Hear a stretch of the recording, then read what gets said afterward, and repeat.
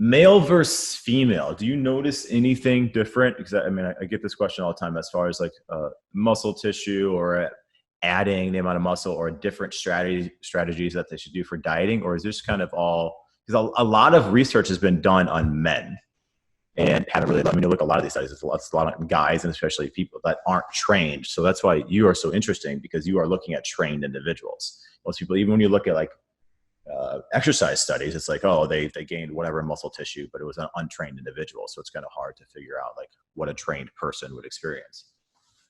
Yeah. So, and you might not know this, but my lab, we do more female resistance training research in terms of weight loss than I think any lab in the world. Like really? We just finished our third female only resistance training study. It was a diet break study. We're analyzing the results now, so I don't have them to share.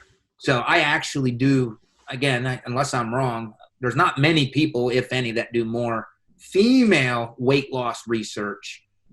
That's non-obese. So females are already fit, trying to get fitter or lose more body fat. So just some things that I've noticed, generally they're the same. I don't treat a female any differently than a male in terms of caloric deficits. Now, as you become elite, some of that might start to change. Maybe you start to work things around the menstrual cycle a little bit more.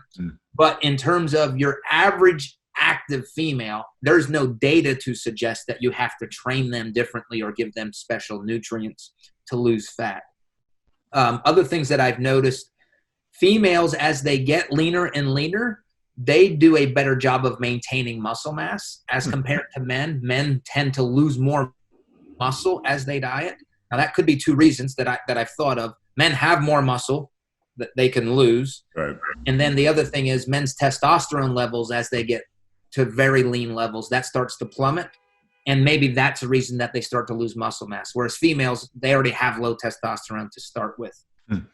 And then the other thing is, if you're looking at going to an elite level of low body fat, females have to work a lot harder at that point because, again, they're naturally carrying more essential body fat. So it's hard, much harder to get a female under 10% body fat than it is a male, and then to maintain it. So those would be the differences that I've seen in terms of dieting.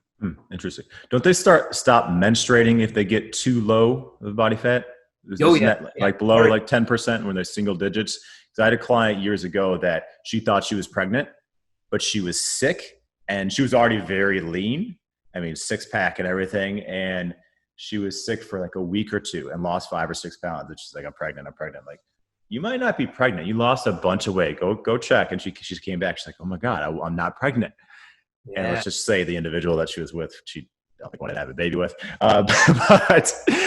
She's like, I can't. Well, you knew that. I'm like, well, you were lean anyways. I figured maybe you weren't. So it's quite interesting that a lot of women think that they want to get down to single digits, but like they have that fat for a reason. Yeah. That's not uncommon in the physique sports for females. Yeah.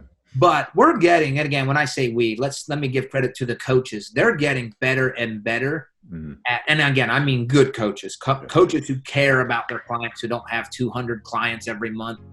They're getting better and better at being able to maintain the menstrual cycle as these girls are getting leaner and leaner. And I'm happy to learn from them. Yeah, that's impressive that they're able to take that into account too. That's really good.